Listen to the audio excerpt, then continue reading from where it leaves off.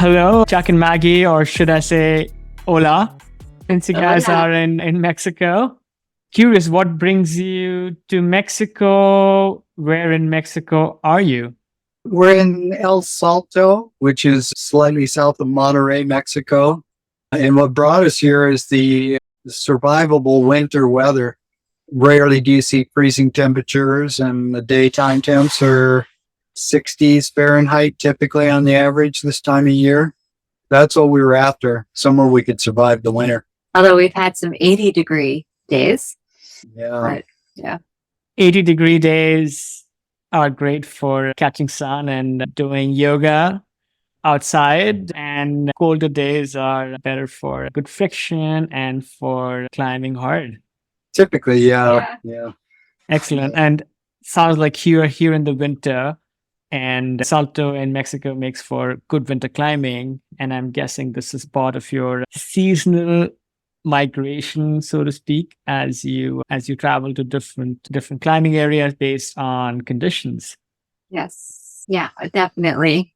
We don't like to freeze, and we also don't like to fry. So, yeah, we definitely travel. We follow the weather, I guess would be the way to put it. I think that sounds like a good balance. And I think every once in a while, one has to climb in suboptimal conditions where it might be a bit warm or it might be a bit cold. What kind of climbing are you guys doing in El Salto? And is that your favorite style of the sport? This is our first time here. We've never been here before, so it was an experimental trip to figure out if one, we like it, and two, if it's something we want to do in future winters. The climbing is limestone, sport climbing, and it's better if you're more of a technical climber, because most of the terrain is vertical to gently overhanging. There are a couple caves, but they're pretty limited in the number of routes. And we've spent most of our time in the 4 months that we've been here in the couple of caves that are here.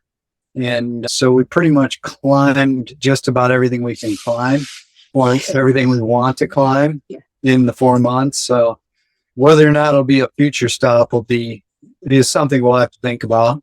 4 months sounds like a juicy, long tenure to spend in the remote mountains of Monterrey, Mexico. I was in the same place a few years ago, I think, right before COVID, and I combined a trip to El Salto with Puerto Rico.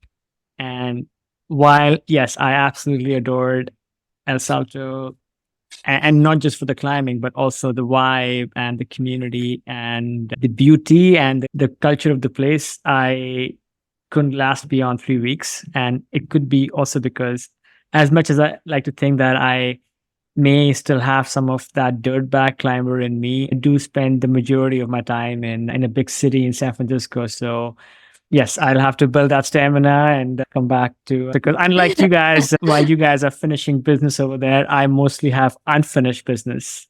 So I have projects to get back to. And I think I might have seen maybe one climb that you guys might have done, one of your many climbs. I think there's a really steep climb in the Tecolote cave. I forget the name. It's this classic 12C. And I spent maybe Nosferatu. Nosferatus, yes. Congratulations on sending that amongst all of the other things. Taking a quick step back, I would love to know, where are you guys from? And how old are you? And what did you have for breakfast today? Who goes first? I'll go first. I am from Michigan originally. I am 54 years old and been climbing since I was 28. So what is that? 26 years now. It was February. Yeah. 26 years I've been climbing. And what did we have for breakfast? We had eggs. We had eggs for breakfast. Not very exciting. Lots of huevos in Mexico. Huevos in Mexico. Eggs may not always be exciting, but they are a good standby. And I'm often also eating a lot of eggs.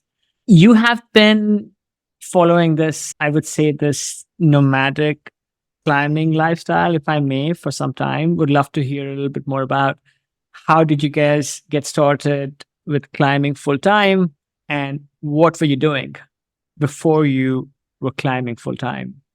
Do you want Chuck to tell you how old he is first? Because he's really old. Actually, you're right. I forgot that part of the question. Yes, sure. Yo soy 68 Okay. años. Eres muy joven en años de perros. Yeah. To me, yes. Yeah. Yeah. Yeah. I also came from Michigan, but ironically, neither Maggie or I ever met while we were both in Michigan, growing up anyway. You were like a grown up when I was Yeah. a kid. Funnily enough, I also spent a little bit of time in Michigan, a tiny bit, and I didn't meet you guys either. Okay, great. You guys are Michigan natives, and at some point you became climbers, and at some point you started living the climbing dream, climbing full time. At what point did you guys figure out that just climbing and living a normal life was not maybe enough, or you were looking for something more and you decided to switch to climbing full time? Oh. That's the advantage of getting really old is you have this thing called retirement. So we geared everything toward that moment to make it happen as early as we could. For me, it was 59 and a half, and that made Maggie 40. So we just banked as much money as we could and saved like mad for the last, I don't know, maybe 4 or 5 years. So we cut back on climbing. We still climbed and trained, but we cut back on our climbing and worked hard and saved even harder. And the company I was working for, which was Petzl, had a pretty good retirement program. And I invested heavily in that. And by the time I hit 59 and a half, I felt like we could go to the road full time. And we did. Yeah. So, Yeah.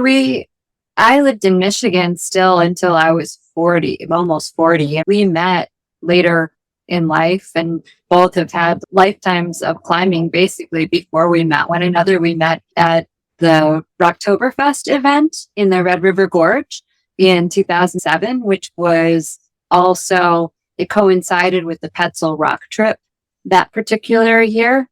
So he was there for work and I was there just because living in Michigan, the red is your home crag. 6 hours is nothing to drive for a weekend. And we met in 2007, but we didn't actually enter into a relationship until 2009. By that time, you were, 51 or 52? Somewhere in there. Yeah. And I was 39, I think. We'd had a lot of time to think about the role that we wanted climbing to play in our lives before we ever met each other. And then when we did, one of the first conversations we had was he asked me how I would feel about going on a really long road trip. And I said, yeah, I'd love it. And he said, no, really, how would you really feel about it? Life would not be like so easy all the time. And would you be okay with that? But I think it was a good foundational beginning to this relationship because it's worked out pretty well. This was a bonus because you answered another question that I was going to come to, which is how you guys met. But before I get there, so let's say you guys were living in different places and maybe living a lifestyle which is closer to the Monday to Friday lifestyle. And at some point, Chuck, you retired from what you were doing full time. But Maggie, were you also retiring from what you were doing, or was it a more conscious change where you were like, hey, whatever I'm doing with my day-to-day is not what I'm seeking for the next stage of my life, and you decided to get on the same path as Chuck? So when we met, just a couple of years before we met, I had actually already made a major lifestyle change because I didn't feel like I was getting the opportunity to climb often enough. So I had a really good job, full-time job in management. And I quit that job and started working part-time at the climbing gym and a yoga studio, both 2 part-time jobs.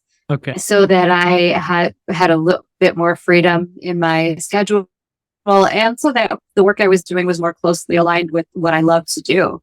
So when we met, those were the jobs that I had. And I actually was in the background in my mind trying to plan how to leave Michigan and move somewhere in the Southwest. But I didn't really have a fully formulated plan yet. So that seed was already there. But when he retired, I moved to Utah in 2009 so we could be together. And so he retired in 2015. So we did have that many years of planning together when it came down to it. So that answers. Understood, because for you, for Chuck, it was, let's say, a more definitive event. And for you, Maggie, it sounds like you had consciously been moving your lifestyle to the things that you cared more about, which is right. Which is moving into doing something which was closer to climbing, and then gradually shifting to a point where you could shift to climbing full time. Yeah. And you already spoke about how you guys met. And another tiny bit of coincidence, my last time climbing at the Red was also at that same event. So I was already living in California, but I took a couple of overstoked friends from here, and I came down to Slade to attend that same Pencil Rock trip. It was quite the fun event. I mean, we had all these, iconic climbers come from all over. It was really fun to partake. And great to know that you guys are out there finding chemistry within all of that, all of that wonderful climbing. Talking a little bit about your climbing itself, you guys mentioned when you started climbing, were you guys always sporty and athletic? And do you think you guys are naturally gifted as climbers? I'm wondering, how did you discover the sport, and what kept you going with the sport? By today's standards, I think we both started way too late to be gifted. The young kids today are developing the kinesthetic sense for climbing at almost as soon as they're walking. And for us, it was both as adults. So developing that kinesthetic process takes quite a bit longer. And my start came through an alpine background. So I took an outdoor recreation class in college. And as part of that class, I did a ropes course. And that rope course led me to investigate this idea of maybe going out west and actually experiencing actual mountaineering and learning how to do it safely and properly, because there were no gyms back then. And so I took a Paul Petzold course in the Tetons and spent 6 weeks there learning how not to kill myself in the mountains. And that led to eventually more alpine objectives throughout that early adulthood. That eventually I figured out that I liked, through the help of a friend who was an avid rock climber, I liked the rock climbing pitches the most and hated the slogging and the long hikes and the snow crossings and the ice climbing and the objective dangers. I just liked to climb rock. And this friend told me about the City of Rocks. And basically said, you can drive a car right up to the base of a rock and get out and start rock climbing. And I made him take me to this place and show me these rocks. And from then on, I became more and more hooked on the idea of just rock climbing, the physicality and so on. But you were always an athlete too. Yeah. I had a competitive sports background in high school and college with baseball, football, all the usual Michigan sports, baseball, football, swimming. You went to college on a baseball scholarship. Yeah. Yeah. One-sided sport. Doesn't quite translate to climbing so well, but the training ethic and the whole idea behind being regimented about diet and exercise and whatever else training you can do to support that final outcome. Chuck, I am with you on climbing being the highlight and the main course, and all of the effort that it takes to the crag being the effort. I feel I'm a bit of a misfit here in California, because climbing mountains and track climbing and a bit of alpine, that is the name of the game. And to me, I've always been mostly just motivated with the idea of the climbing itself. And then I'm like, hey, if I want to go hiking, then I can go on a hike. And you, Maggie, what is your story of coming into climbing? I have a little bit more of a modern story. I basically was on a trip for work, a trip to Sedona, Arizona. I was in Arizona for work and I went to Sedona while I was there and saw people climbing there just from the road. I was driving and I saw people climbing and thought, oh man, that looks really cool. I want to try that. And when I came back to Michigan, I told my mom about my trip. And for my birthday that year, my 28th birthday, she got me a starter package at a climbing gym. So my first climbing experience was in a gym, but that quickly changed after I think I'd gone to the gym 3 times when I hooked up with a group of people to go to the Red for a weekend. And then in my background before that, I was always into endurance sports. I was a runner from the age of 7, distance runner. I was also into mountain biking and a little bit of skiing. And in Michigan, water sports, you have to water ski. So lots of water skiing. But I was always just really mediocre at all of them. I did them all, but in a really mediocre fashion. And I didn't get better at climbing for a long time too. One theme I am trying to explore in this podcast is some of us who discover these sports that we love later in life are able to perhaps pour more love and get more back because perhaps we did not get exposed or get spoon-fed climbing as toddlers.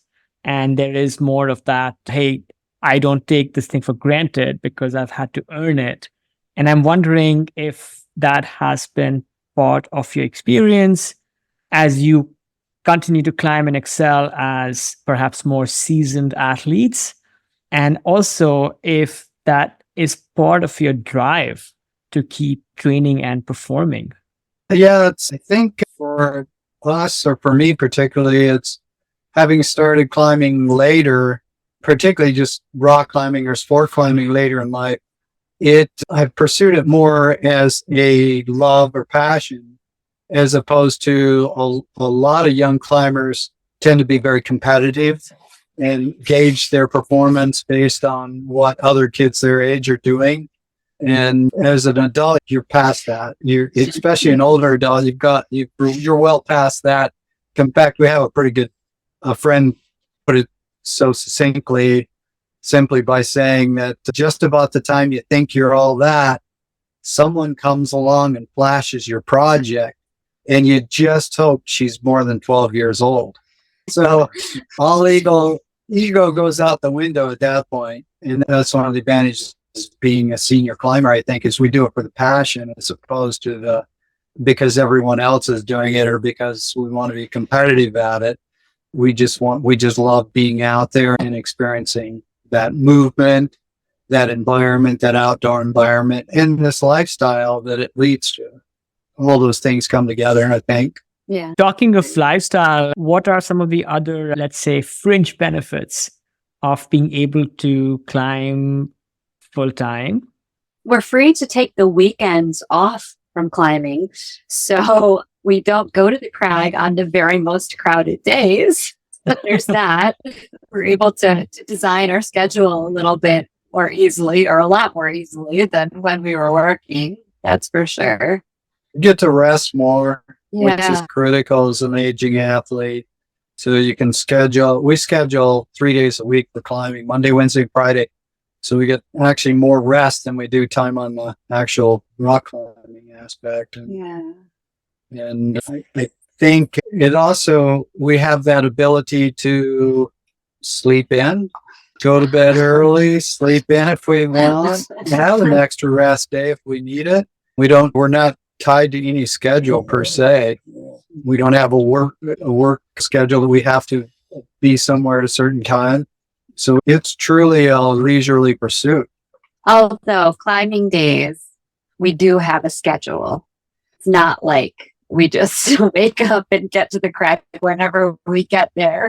We definitely have a routine and a regimen that we try to stick with. And climbing days, we definitely have objective. It's not random or haphazard. We're not lazy. We generally have goals and objectives. We're leaning towards something. We want to do another 513 plus or another 14 minus, or ultimately we're always looking to push limits on those days. Absolutely. And we'll get a little bit into the training and the structure, because I'm really curious to dive into that. But one thing I was just thinking of when you were talking about some of that flexibility and the time to be able to sleep better, to take rest days and all of that, it actually made me think of how you alluded to being a child athlete. And I was thinking, when you're a kid, that's the other life stage when you get access to a lot of sleep, a lot of free time, and a lot of, let's say, flexibility to follow your sport. And that's funny, now that you guys are retired, you're circling back to that type of lifestyle where you can focus on this thing single-mindedly. Yeah. Definitely. Yeah, and one other component is that we pretty much narrowed it down to what we're passionate about. So these other peripheral things that we used to think we wanted to do or dabble with are no longer part of the program, really. We're focused on climbing because that's what we love. Yes. So, just one of the last questions on the topic of just your chosen lifestyle is, if somebody was to contemplate doing what you're doing, which is not just climb full time, but also climb full time on the road and travel to quote unquote exotic places like Monterrey, Mexico, what could be maybe one or two things that you could advise them on, maybe the things you did well with embracing this lifestyle, or maybe one or two things you would do differently to set yourself up a little bit better? The first thing that comes to mind is we treat our climbing trips and planning like visualizing a red point of a hard project. We actually try in our minds, before we make the trek to somewhere like Monterey, in a place we know very little about, we do a lot of research. We actually visualize being there, what we need, as far as, like, we came here with almost 4 months worth of food stored in our van, and all the things we knew we could get across the border, we brought. So we planned things out. Money, we had to set aside a specific amount of money for all the expenses of border crossing and paying for additional insurance and so on. And the autopista, traveling on the autopista, and camp fees here to have a safe place to have our camper and know that it'll be safe when we go to the crag for the day. All those things we planned on and prepared for. And so I think preparation of our automobile, things like that people really, we see a lot of young climbers. In fact, right now in the campground we're in, which is very small, there are 2 vehicles parked here of people who came down and their vehicles died and now they can't leave. Or they've left and their vehicle's still here. I think that the 2 things or the 2 or 3 things that people do, or like we do, that I think are necessary for road tripping, are proper planning, proper capitalization. That's one of the biggest things we see as far as failure is undercapitalization, not planning ahead on how much money they need. Okay. The comfort level of our living situation. They really prioritized when we went on the road from day one that we need to have a good bed. A bed is very important. We need to have our shelter situation where we need to tow I guess this gets back to the vehicle thing, but we need a reliable vehicle that we pay attention to and maintain well to tow our home. And yeah. Well, like here, we had 70-mile-an-hour winds when we first got here in our first month, and some pretty severe weather. So you have to prepare for that. And we see people in tents that are pretty disappointed when there's 3 or 4 days of bad weather in a row. We're too old for that. Yes. Proper shelter is a key thing in road tripping, being on the road full time. Got it. Got it. Noted that you have been in El Salto for 4 months by choice and not because your vehicle died down. Still waiting for AAA all these Yeah. months. And yes, I can agree more. The value of a good night's sleep and how that is essential to be able to function and be energized. So that's a good investment. Any other ways in which you have been able to sustain spending this time in Mexico? Outside of climbing, are you guys doing any other kind of pursuit, either recreationally? I know there's been some Spanish immersion because I know that being on the road for a long time and climbing is one of those sports where most days you go to the crag, you're not sending. You're butting your head against the wall and you're trying hard, and every once in a while you get progress. So sometimes when one is not finding all of that progress at the wall itself, one has to find ways to stay energized and motivated, and wondering if you have tapped into some routines to be able to stay energized. I think maybe no. We study Spanish like maybe an hour a day almost. And then I actually knit a lot. I knit sweaters and things. But he actually watches a lot of left wing YouTube videos.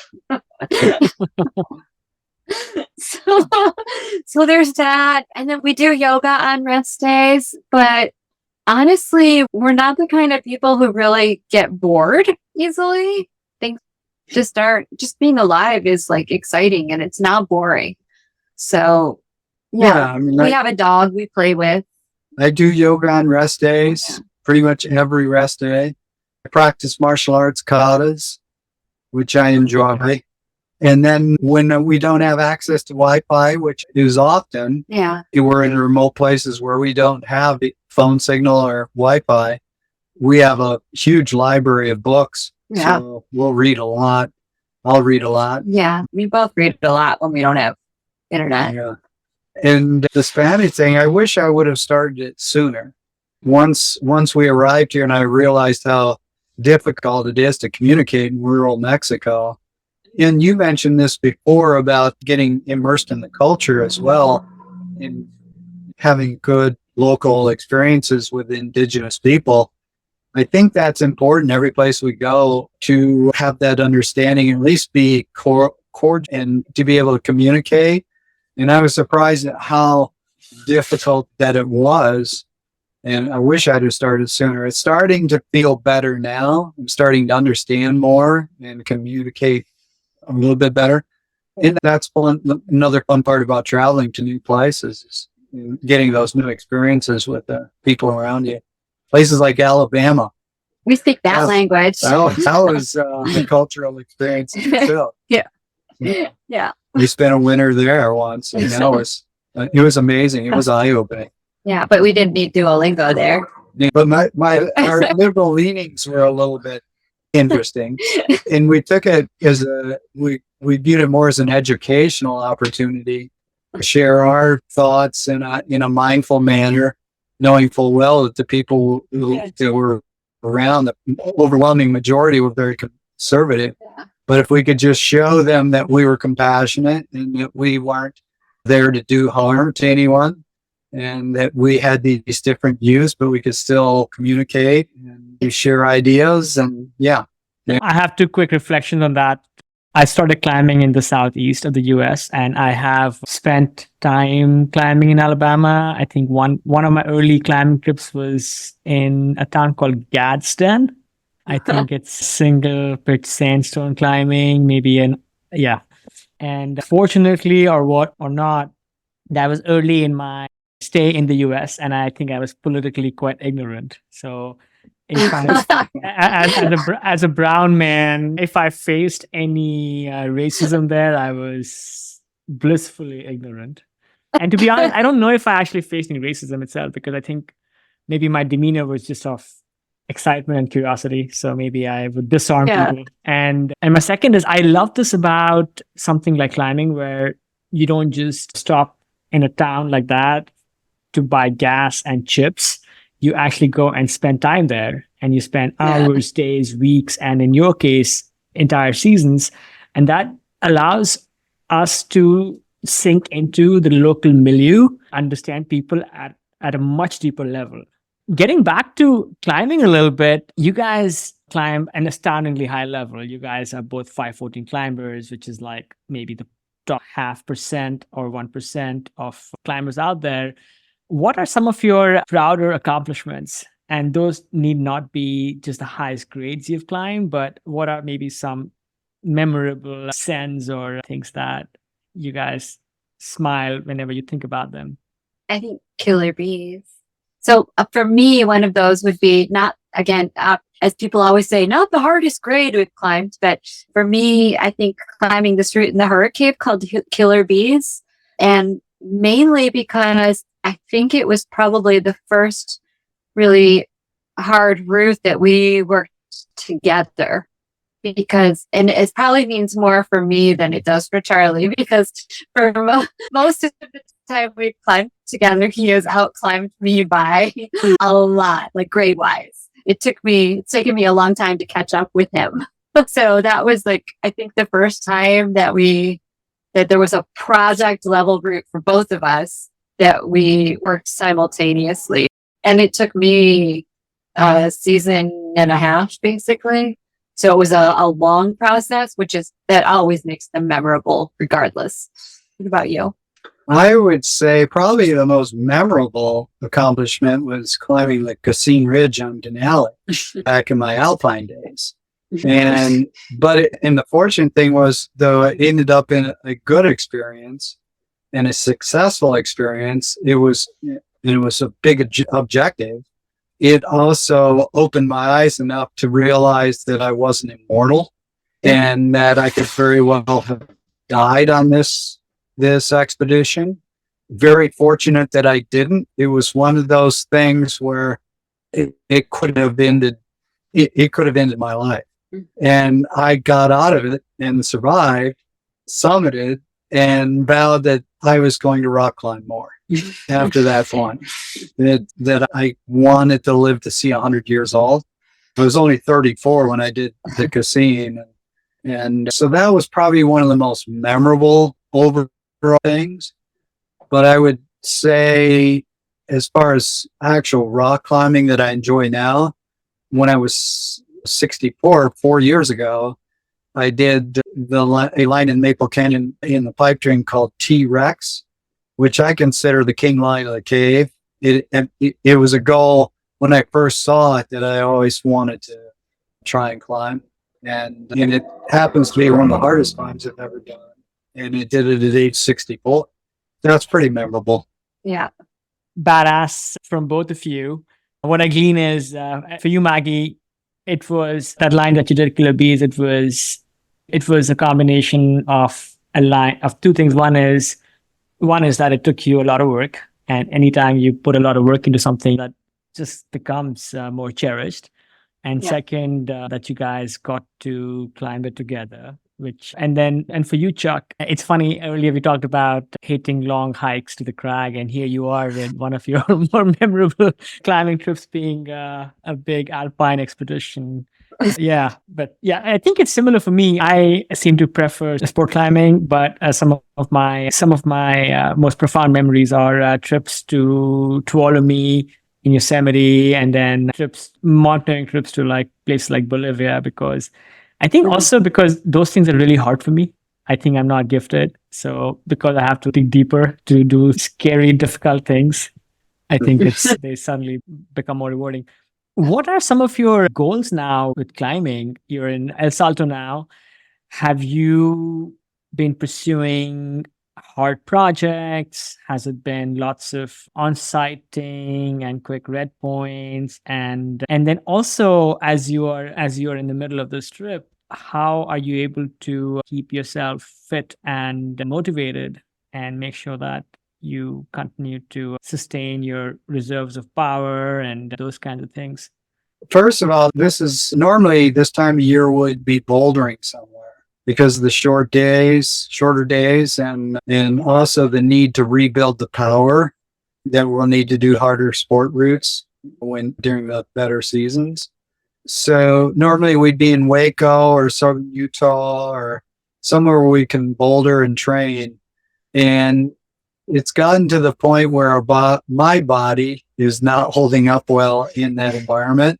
In other words, I'm getting punished. Bouldering. We decided this year to do the trip to Monterey and just rock climb. And we didn't really have any specific projects. We wanted to just experience as much of the area as we could. Not necessarily on-siting, but finding mini projects, ones that we can do hopefully in a shorter amount of time that aren't at our complete limit, but pushing that limit. And we've been able to do that pretty successfully here and do supplemental training as well, pull-ups and hangboard stuff and ring push-ups. And we have varied routines that we do. And so that helps us get that fitness level up. We don't take the winter climbing too seriously, in other words, because days are shorter, conditions tend variable, and not always to our liking. We can't rely on them, in other words. It's just more kind of a fun mini project phase. Yeah, we definitely step it back in the winter, usually. One thing about climbing here is a lot of the routes that we've gotten on have pretty defined cruxes. So for me, like I look at that as like my bouldering. I'm going to do this route. It's easy to hear. And then I have to turn it on and do this powerful boulder problem. And that's the part I'm going to focus on because that's what's going to help me the most for my future goals. Yeah. Makes sense. We've had one other season like this where we just rock climbed. It was during COVID when we went to a remote area in Arizona and climbed. And it ended up working out pretty well. We had a good year after that season. Yeah, we didn't get hurt was the main thing. Yeah. The main thing in the winter is not to get hurt. Or discouraged. Yeah. Yeah, but I feel like we're in maintenance mode here more than anything, which is okay. So we've got a couple months to kind of climb our way back into hardwood shape before we approach our summer goals. Great. And sure. And to what you said, Maggie, usually people say bouldering is a better way to train for power, but one can also choose certain routes, maybe routes that have cruxes that are hard for oneself and try to keep your reserves up and unlock those kinds of moves, and which could be, I don't know, somewhat of a reasonable proxy for not being able to boulder as much. What are some of those goals that you have for this year, you guys, with climbing? And to add to that was going to be my next question. What are some of your other goals broadly for the next few years, things that you are motivated by and would like to accomplish? I would like to do, and it's a theme that I've had going for the last couple of years, but I'd like to do one more 514 before I die. I think saving one or two, but I've never done a 514, but you guys talking to people like you, I think ignites that little bit of fire in me to go and work up to a 514 someday. Yeah, totally possible. Yeah.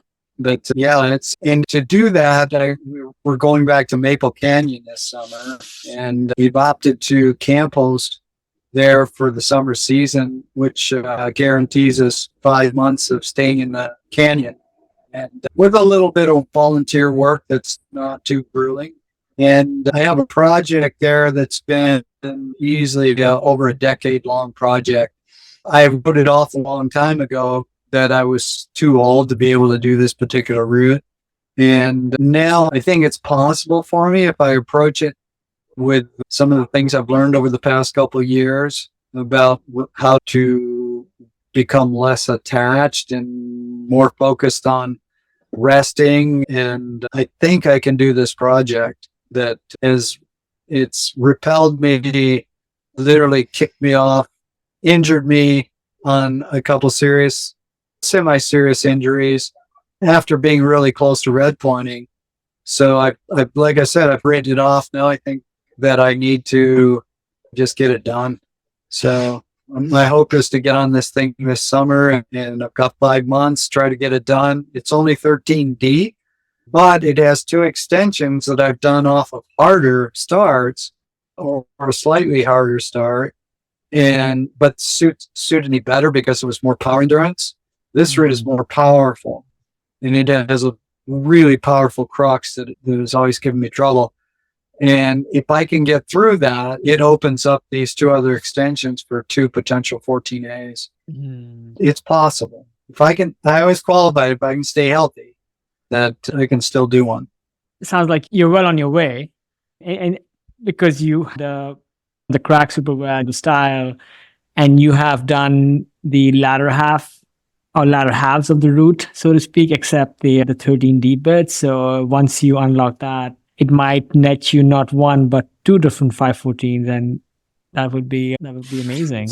And what about you? What about you, Maggie? Yeah, At that same crag, there's a 13C that I saved for one of the last routes for me to do there, because it's a different style than most of the rest of the routes in there. It's definitely big moves. I'm not big and very sustained, big moves, hard crux. So I think it's actually harder for me than some of the other routes there that are harder grades. It doesn't have as many really good rests on it. I'm really good at resting. We both are. We were going to have a quote unquote climbing superpower, and that would be it. Resting on route. But this route doesn't have as many opportunities to do that. So I have that one that I'd like to do. And I was one hanging it when we were there a couple of years ago. So I have the beta. It's just a matter of actually making it happen. And then there's another route in there that's like my dream route. It's called Divine Fury. It's the 14B that I honestly don't know if I'll be able to do it, but that not knowing if I can do something is usually what makes me want to try. So I'm going to try. We'll see. And hopefully Charlie will do his thing super fast and be done with that rig and then come climb on Divine with me too. That's great. Sounds like you guys both have exciting projects and aspirations to keep you going through a hard, cruel winter, not to get too cheesy. We talked a little bit about how you train for power in the winter and how you have some routines with doing yoga. How are some of the other ways with which you train, and are you guys self-coached? Do you work with a coach? And any other routines you think which have been exceptionally useful to you to keep up your climbing training? He's my coach. Our training is not what anyone would call like conventional. I think we do things from time to time. We do some things at the end of climbing days. Sometimes we'll come back and do some supplemental stuff, but really basic, like pull-ups and then like push-ups, some opposition stuff. We will, when we're not in a red point phase, we'll sometimes do a little bit of hangboarding, but not what most people say they do when they talk about hangboarding these days. It's not some long drawn out regimen. We just do a little bit here and there. We do have blood flow restriction bands, and we'll use those. Sometimes we go through phases of using those. I actually think with our lifestyle, those are really a great tool because we are climbing 3 days a week. But then I still feel like we can use the blood flow restriction and do some hangs and some other exercises, maybe on a Saturday or even sometimes on a Tuesday, even though we're climbing Monday and Wednesday. But with the blood flow restriction, I feel like the recovery is so much better. We're not in a full-on performance phase. I think we can get away with that. Yeah, I don't know. What do you? I think it's just a matter of doing mostly climbing. Yeah. And trying to focus the climbing. The training is the climbing, and then resting and let it sink in, let it recover. The supplemental stuff we do afterwards, it's only because we feel like our day's been short or we didn't get the full workout that we wanted due to crowding at the crag or weather or whatever reason. We'll come back and do supplemental stuff, and it's usually pretty varied. We don't have a specific routine. To me, it's more like a CrossFit routine. So you're not really, anything to break down muscle mass when you're my age. So protein, ingesting protein and hydrating well, and then recovering well is you get this gradual improvement, and it's really gradual. It's like super minute, but it is definitely progressing gradually through performance and rest. And if you try to force it any other way, bodies my age just don't respond. My goal is to try to maintain as much muscle mass as I can at this age, and make it applicable toward climbing. That's the best I can hope for. I don't know anybody that can train me. I read a lot of amazing ideas that I wish I would have known 20, 30 years ago, or even 10 years ago, that just aren't applicable now. I see kids, younger climbers, doing these amazing things to get fit for climbing. And I wish I could do those things. But if I did those things, I wouldn't be able to climb for a month. So it's definitely self-taught. I don't have anyone to coach me on this per se. Yeah. There's only a couple older climbers out there that are still performing well. Yeah, like Bill Ramsey, and he's younger. He's actually younger, but still, I mean, it's applicable in a way. And Lee Sheptel, who is a decade older than I am, I can garner some ideas from him, but that's far and few. Absolutely. Whichever ways you guys have learned, and maybe you particularly, Chuck, on being able to coach yourself and understand how your body responds to different kinds of stimuli, seem to be working. One thing that you touched on, which I thought I would ask a little bit more about, if you were to jog back in time, let's say 20 years or maybe 25 years, is there something you think you should have started doing or stopped doing, which might have helped you improve upon your already stellar climbing performance? I think I probably would have bouldered more and spent 3 or 4 months of a winter bouldering and training specifically power. I think so. I did that in the gym because living in northern Utah, your rock climbing season is over in late fall and doesn't start again until early spring. So you're forced into the gym or into training mode and in essentially bouldering on plastic if it's available. But I definitely would have spent more time focused on the training aspect. Got it. So maybe bouldered more or continue bouldering as a big part of your training. What about like things like hangboarding? And do you think if you had done some of that supplemental stuff over the years, that could have helped? I don't think I would have, just because a couple of things. I think one is I have piano playing fingers. I don't know that I could make them sausage fingers like a lot of really good crimp climbers can, or people that can hang on hangboards really well. The probably more reason why I should have been doing that, but I just hate it. It's not something I enjoy. Yeah. I used to do a lot of campus training. So campus sport, I love that because it was a little bit more engaging and a little more fun to me. I can make it a game and not as boring as just hanging on something, which to me is anti-climbing. But also, we both started late enough that we were beyond that point of developing that base tendon strength that you can work on up till you're like 25 or whatever it is. So I feel like any time along the way that we've dedicated to training finger strength just is what it is. We're not able, like that baseline tendon strength, we would just have to be hanging constantly to maintain. Doing more of it when we were 30 really wouldn't make a difference for today, if that makes sense.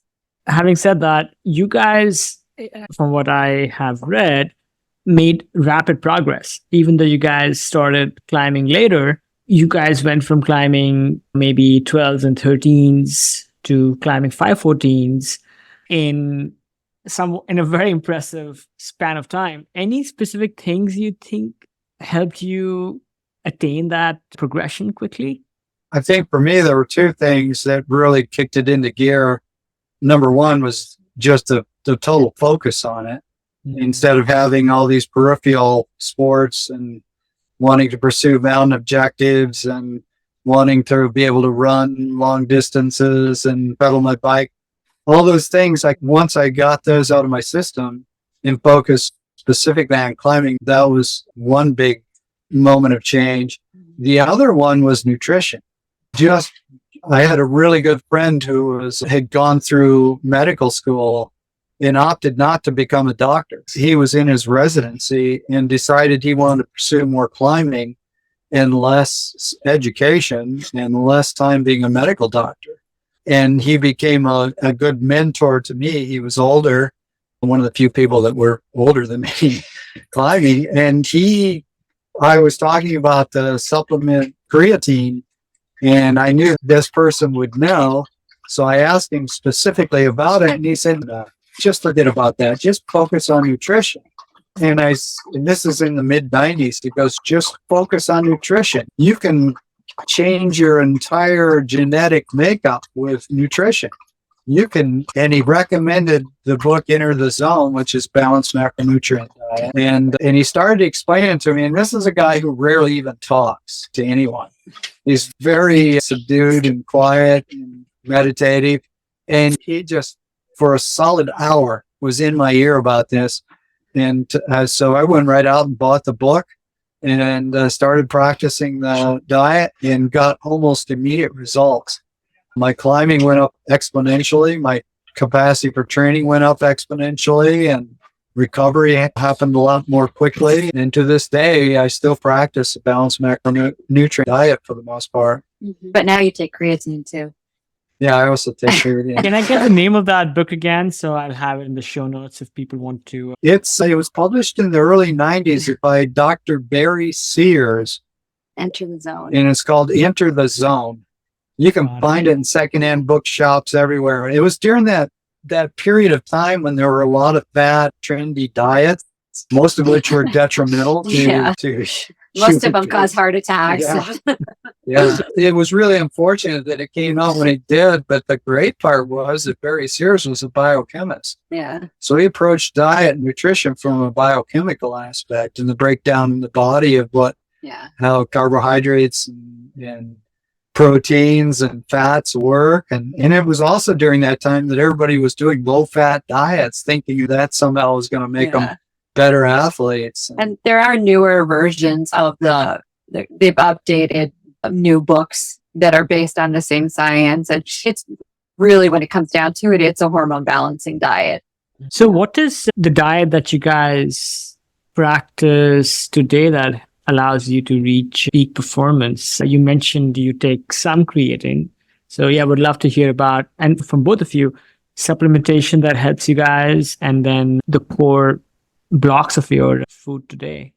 We do things differently than one another now. For a little bit, we were the same, but I'm a 54-year-old woman and he's a 68-year-old man.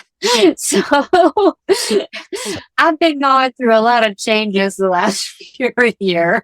And I've had to do a lot of experimentation. And I think I finally have settled in. And I'm not that far off from the balanced macronutrient intake that he eats. But I definitely focus more on fat on climbing days for energy. And I probably eat a little higher carbohydrate than he does. But still, the focus is on trying to make sure I get enough protein. And we both do some low-dose creatine.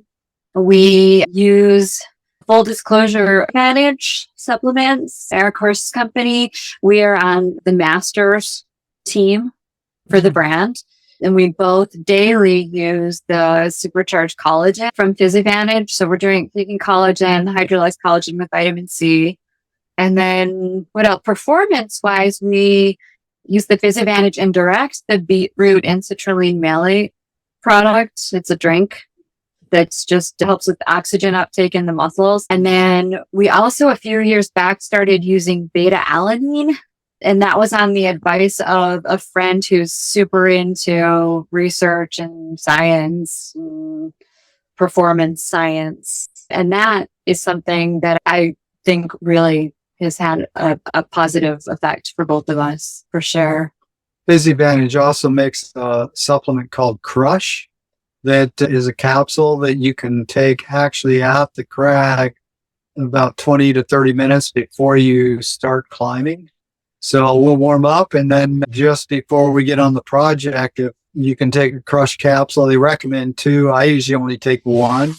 And it has, one of the ingredients is caffeine. The main ingredient. But it also has other supplements in it that help avoid the jitters that you get from a typical high caffeine dose. Yeah. So you don't feel jittery, but you feel that kind of extra surge. Nap. Yeah, comes in handy. Yeah. A lot of times I'll take it at the end of the day too, if I want to give it one more go and I feel like I could or should, I'll take a creatine or a crush capsule prior to and usually wait 20 minutes, and then I feel like going. Yeah. So, yeah. And then we do regular daily, like kind of the predictable ones, glucosamine, fish oil, vitamin C. I take some herbal adaptogens as a postmenopausal woman that kind of help with my energy levels and hormone balance as far as that's concerned. We take a lot of stuff, to be honest. We do. Also, our diet isn't the most varied diet out there. We don't eat a ton of vegetables and fruits and things. So a lot of the micronutrients we're getting from our supplements rather than from our food, which I know somebody listening is going to be like, ew, but that's just what we do. It felt like we're seeking organic. Although that's probably a good idea. And I would recommend it. Low meat diets, if you're going to eat meat, lean meat like chicken breast or salmon is ideal. Tilapia, we eat a lot of tilapia. We eat a lot of fish. And I feel better on fat than I do on carbohydrates. It's something I discovered. In the balanced macronutrient aspect, I lean more toward fat than carbohydrate to make up the fuel for the fuel that I need. I find like almonds and fish oil and avocados, things like that are high fat tend to fuel me. Or we eat a fruit. Yeah. I also ingest 150 grams of protein a day. So, and I do about 100, which is double what the FDA recommends. I think it's really critical to stave off sarcopenia in later age. Try to keep as much of the muscle mass as you can. I think it's critical. Certainly. And your climbing performance speaks for itself. And for those of us not watching this on video, I will say that your hair looks great. So whatever the diet is contributing to your climbing and overall health and fitness, it's certainly not hurting, knock on wood, your great hair. So follow Chuck and Maggie's diet for beautiful hair. I think the protein and the collagen. Yeah, the collagen is. And having some good genetics too. There's that. Yes. Yeah, there's that. Funny. Have you guys ever had blood work done to identify what are some of the things that do you guys do that on a regular basis to ensure? I do my annual physical about every 5 to 10 years. And then I have blood work done at that time. I just had a physical with blood work 2 years ago. Yeah. We're not like tracking nutrients in we're not those people. Yeah. I think biofeedback is probably what we base most of our choices on more than anything. Every time I see the doctor, it's just keep doing whatever you're doing. Just keep doing that. Sure. You guys are also pushing frontiers, maybe you, Chuck, where people didn't know what was possible. So I think people are probably simply exulting at your performance levels. And partly, I think they don't really know what else you could be doing because they're like, he's already climbing at the 0.5 percentile and is excelling, and he is in his upper 60s. So we don't know what he could be doing more. And also in a sport, which is very niche. This is not maybe running or something else where there's been so much more science with being able to keep people performing. Yeah, I agree. I can't imagine doing anything else. I'm still, every day I get up, I want to go, I'm passionate about rock climbing. And even on my rest days when I'm not climbing, I'm thinking about climbing or a climb that I'm specifically working on. And I still have that desire and that passion. So I don't know that I would have had it for anything else. I mean, I feel lucky that I stumbled across this climbing thing. All is pretty badass as far as I'm concerned, inspiring in all kinds of ways. Just moving tracks a little bit, in the last few years, what new belief or behavior has improved your life? And would love an answer from both of you. Oh, okay. For me, I think it's actually something that it actually came up yesterday at the Crag. As I mentioned earlier, as a 54-year-old woman, things have changed a lot in the last few years. And that includes things that I never, I don't want to say, the changes have been really fascinating. And my body is very different than it once was. And it's very different than it was just a few years ago, actually.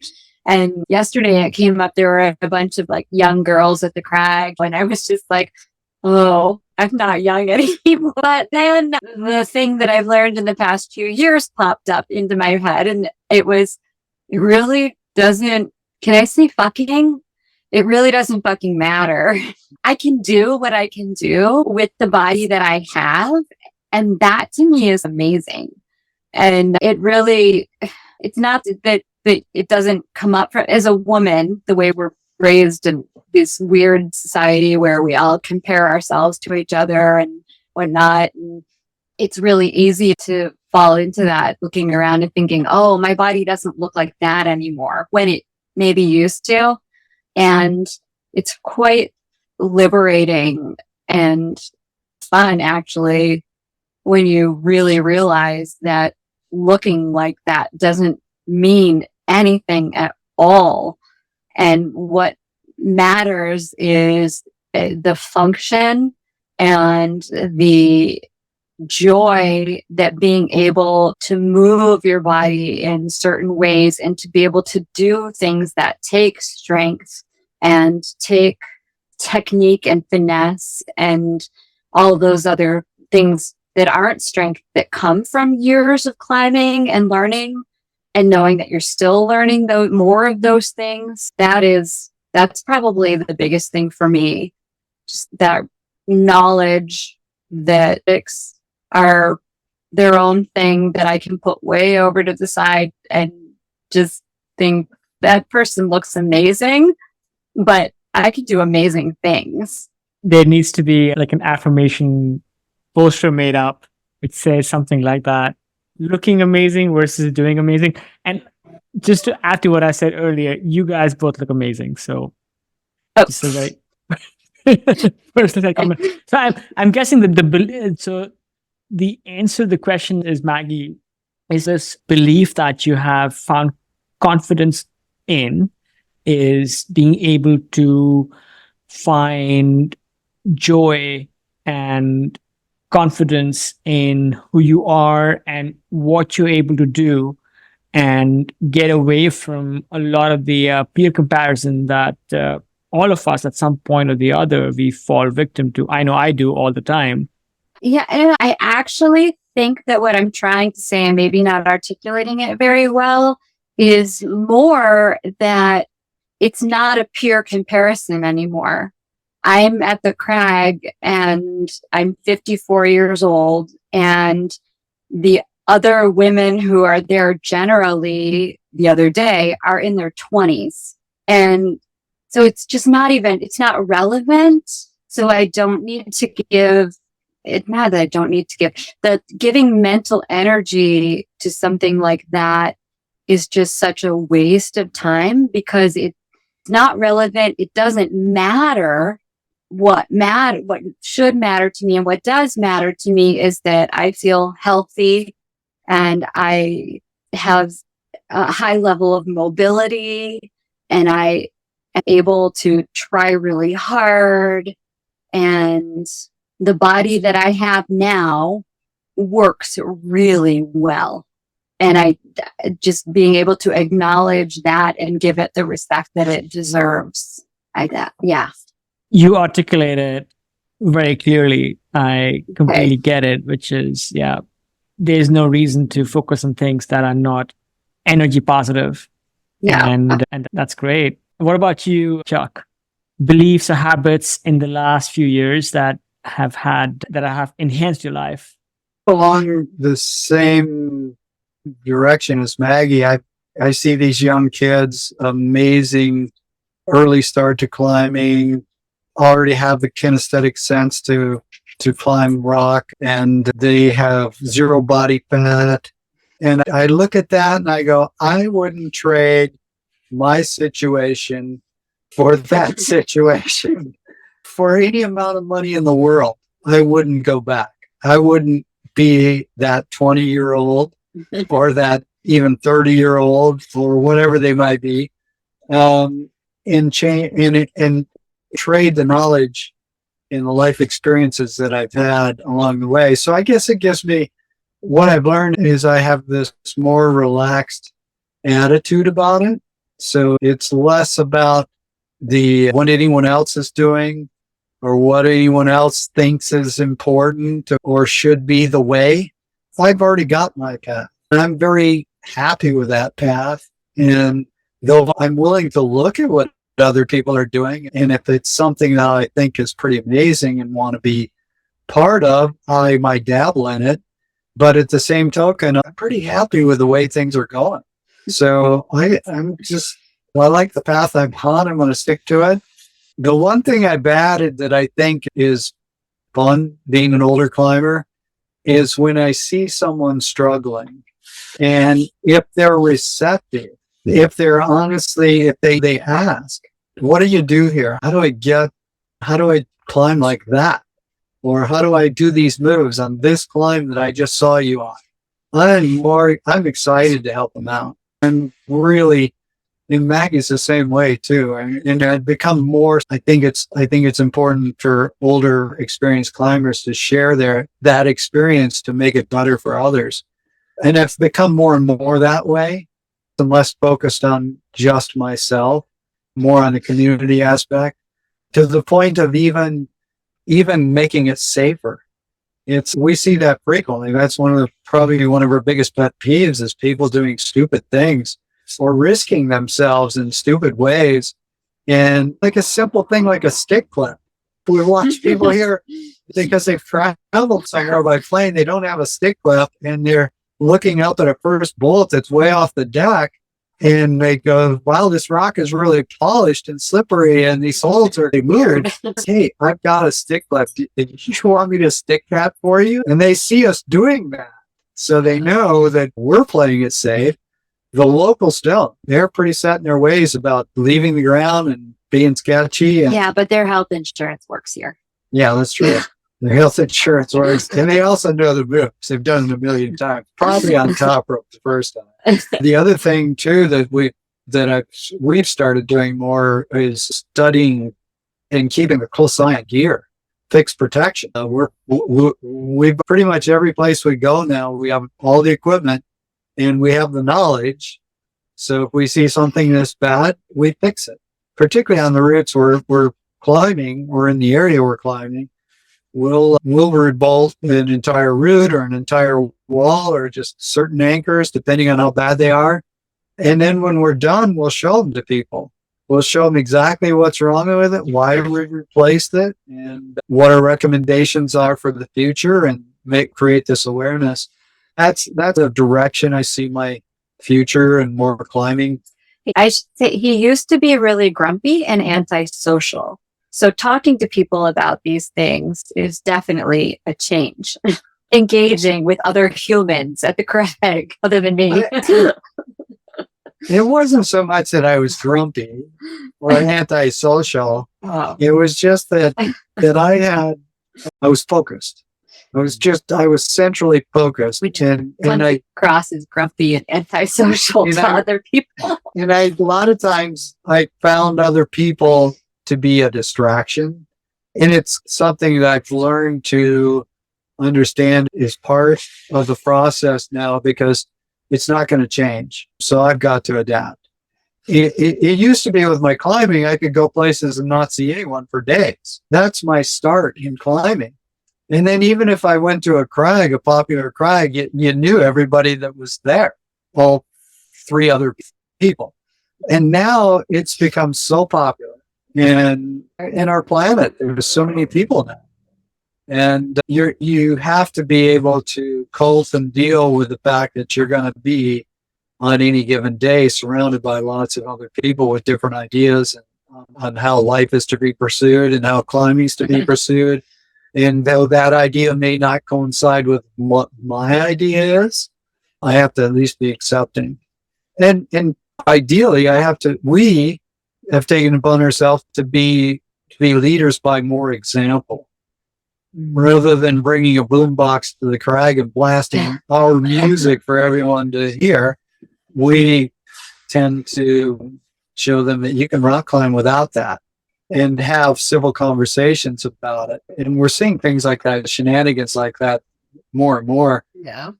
Drones flying, that kind of, without asking, without prepping, without saying, hey, does anybody mind if a drone flies over? Yeah. On Red Point. Yeah. Things like that. Right More as people you are. do. Yeah. Yeah. Right as you're trying to take those deep breaths and try to focus and meditate and block out external things, you'll hear the mellifluous sounds of a drone right behind you. I really appreciate that answer, and it also gives me a second to introspect, because I'm 45 and I started climbing 2 decades ago, and I also started climbing in the East Coast and at the New River Gorge, where I'm sure it's a bit busier, but it's nowhere as busy as crags in the West and as the Red. And I already find myself getting a little grumpy and judgy because, yes, there are a lot of gym to crag people there. And there are people who, quote unquote, bring the party to the crag and climb with headphones and all of that. And I try to check myself that one of the reasons I found joy in climbing is interacting with and bonding with people through this shared passion. When I do meet people like that at the crag, just reminding myself that we're all there because we love climbing, we love the outdoors, and try to keep that front and center in my interaction with them rather than the things that I may not find as uplifting with their presence. I certainly found Chuck. And then secondly, I did not expect this as part of your answer, but sounds like you guys do a significant bit of route maintenance, crag maintenance, and thank you for doing that. Thank you for being good stewards. Obviously, you guys are humble and it just came out accidentally. Do you guys also do any kind of other advocacy work with the Access Fund or any groups you might want to give a shout out to? And are you guys also, beyond just replenishment, are you also developing new routes? Because I know that is really thankless, tiring work. Yeah, we're members of the Access Fund. And usually what we do is also, they have the joint memberships with local climbing coalitions. We'll usually each pick one of our destinations throughout the year and do our joint membership with whatever area that is. And route development you should talk about. Yeah, I've done a lot of route development in the past, and it is hard work. It's expensive. It's time intensive. And as you alluded to, very often thankless. I thank you. Why did you put the bolt there? That's the rule of climbing, or complain first and whatever else. Yeah. And I don't think it's that great. Yeah. Whatever grade you give it. But you put up 2 new routes this year in 2023? This past year, you put up 2 new routes. Yeah. Yeah. So now if I find something that catches my eye, I'll put it up. And we still do that, but mostly it's maintenance now. Mm-hmm. I think there's a lot of climbing out there that needs to be fixed. So we've gone through this thing of mass development, and we do need to develop more because the climbing community is growing. And to keep Jeep climbers happy. We need to spread them out a little if we can. At the same token, we can't neglect the routes that were put up 20, 30 years ago, sport routes that didn't necessarily have all stainless steel, or ideally everything should be glue-ins now. And so I'm trying to show people how to do that. We also do clinics for a couple events a year. One of them we do consistently is the International Climbers Festival in Lander. We do that every year. And we have a couple really popular clinics that we do. And this year we're morphing one into, well, the one is called AARP, Advanced Age Red Pointing. AARP, Advanced Age Red Pointing. I love that. So that one's real. And you can be any age, anyone, but we get some older climbers. 72. Yeah. 70. 60s, 70s. Yeah. And, The average age is usually around 60 for the clinic. And that's fun. And then we were doing one called The Honeymoon's Over, and it was a couples clinic, but we kept getting couples that pretty much had it dialed already. They didn't need They a really clinic. didn't need it. So we're The couples who did not have a dial could not agree on coming to the same clinic, so they never showed up. They wouldn't admit that the ones that should have been there. No. So we're changing that one to Live to climb another day. So gear inspection, fixed gear inspection, PPE, personal protection equipment, and then also fixed gear where we'll address stick clipping and how to safely haul up a stick clip on route, because we see so many people haul up a stick clip without backing themselves up, and just things that people just don't think about. And then also how to actually replacing a perma-draw. It's amazing how many people don't know how to do that, and for that reason are very uncomfortable attempting to do. So just things like that, like everyday crag maintenance kind of things. we're finding people will climb on a route and leave their draws on it, and then other people will climb on that route, just your standard nylon draw with aluminum carabiners, and that route might stay a project for 3 or 4 months, and those aluminum carabiners will wear out, or the fabric will fray because it rubs across rock, and no one looks at that. Hanging out there in the sun. They just assume if it's up there, it's safe to clip, because that's what they do at the gym or whatever. The first thing we always do is inspect the gear on a project and fix things before we get totally invested in it. That's how he's lived so long.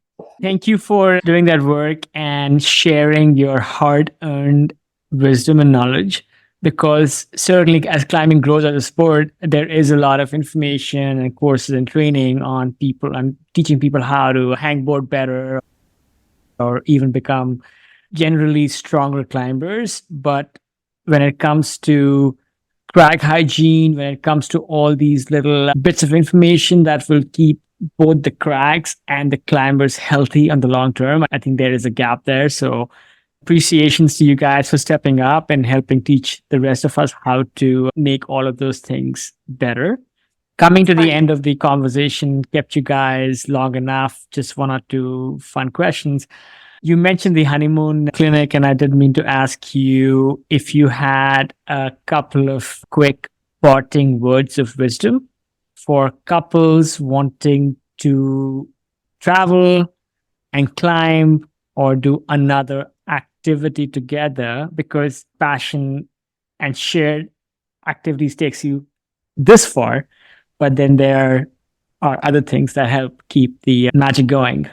I think we're really lucky in that we have a shared passion for not only the same style of climbing, but the same style of routes that we climb, and the fact that we climb at the same level is incredible. We're incredibly lucky. It wouldn't have to be that way. We could. It wasn't always that way. Yeah, but I think those things help.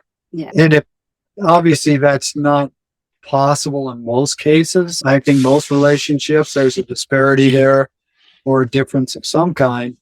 And we, like in the very beginning, our marriage vows, part of one of our big sayings or big philosophies was that we're the joining of two solitude. Maggie has her own personal ideas about things and beliefs, and though they might be similar, I have my own ideas about certain things and certain beliefs, and I respect hers. She respects mine.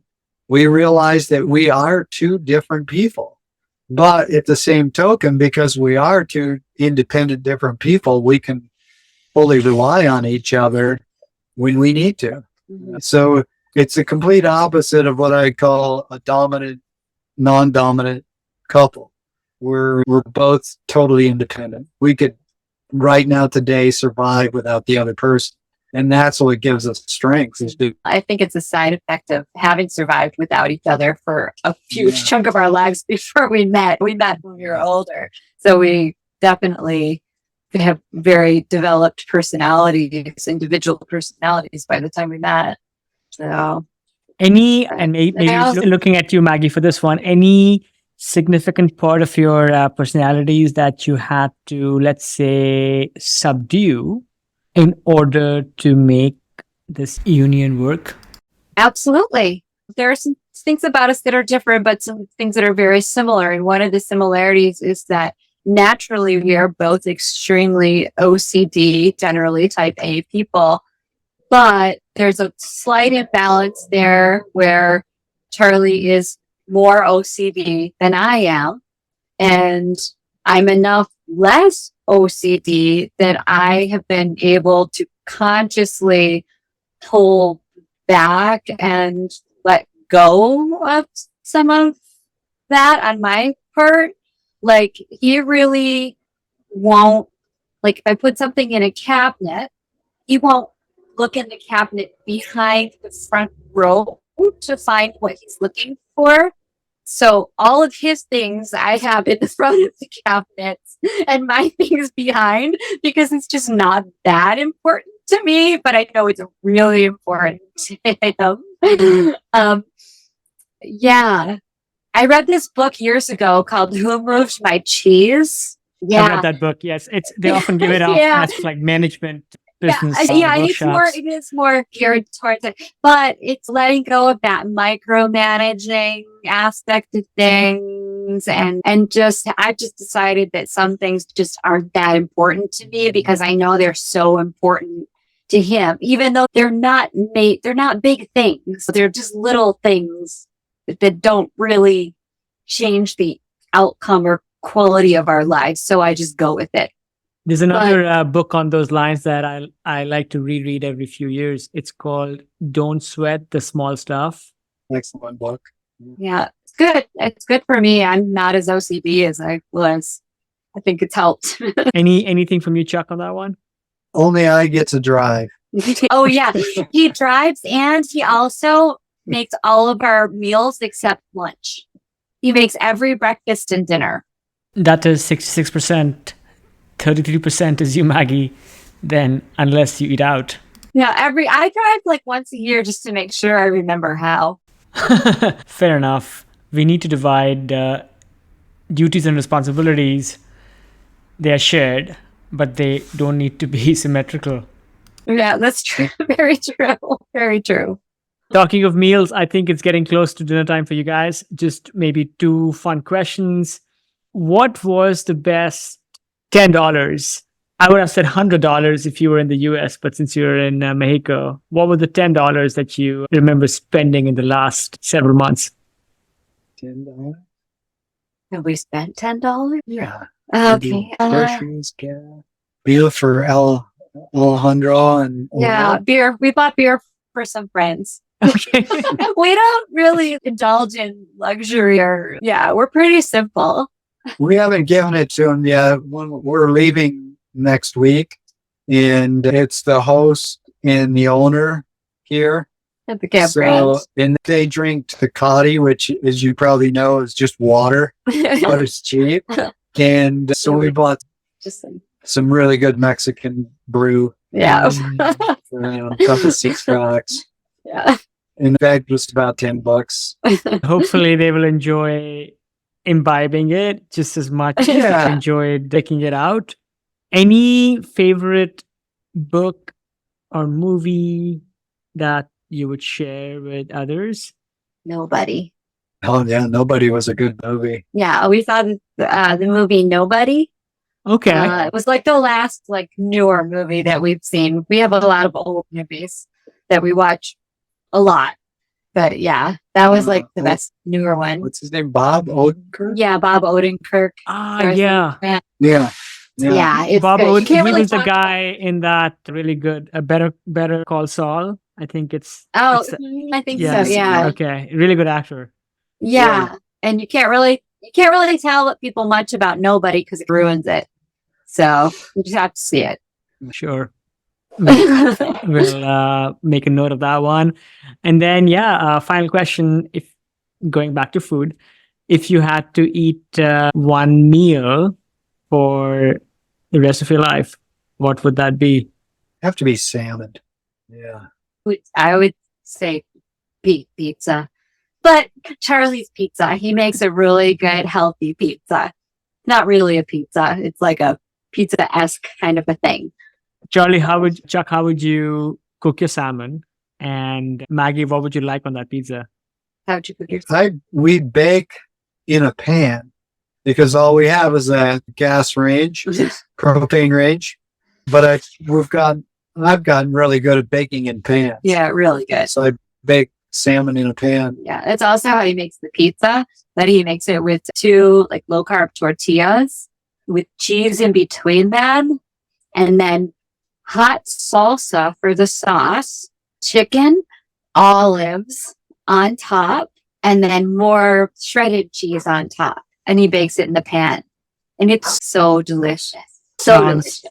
Sounds very yummy. Yeah, I always want 2, but I only get 1. Okay. I will have to think about the kind of beer I'll have to bring for you guys to be treated to a slice of this decadent pizza. It's been a wonderful conversation. Thank you so much for joining today. Thank you. Wow. I am so delighted with this conversation. This was my first time interviewing 2 guests together, but Chuck and Maggie immediately put me at ease with their down-to-earth personalities and easy demeanor. We talked about so many cool things. I loved their singular love and passion for the sport, something I hope to carry forward over the next couple of decades. I'm grateful for their candor in sharing their relationship with each other as well as with their own bodies as they get older, and their remarkable appreciation for where they are today. Love their easy wit as well. AARP, or Advanced Age Red Pointing. I'm writing this one down. They also talked about the importance of making choices. If you want world-class excellence, you have to make hard choices of things you may have to give up. I'm awed and inspired with this power couple. Hope you are too. Thanks for tuning in, friends. If you enjoyed the show, if you hate the show, let me know. Kush at agelessathlete.co or DM me on social media. Thank you. Tuning out. Until next time, stay adventurous, stay inspired, stay ageless. This is Kush Khandelwal from Ageless Athlete Podcast.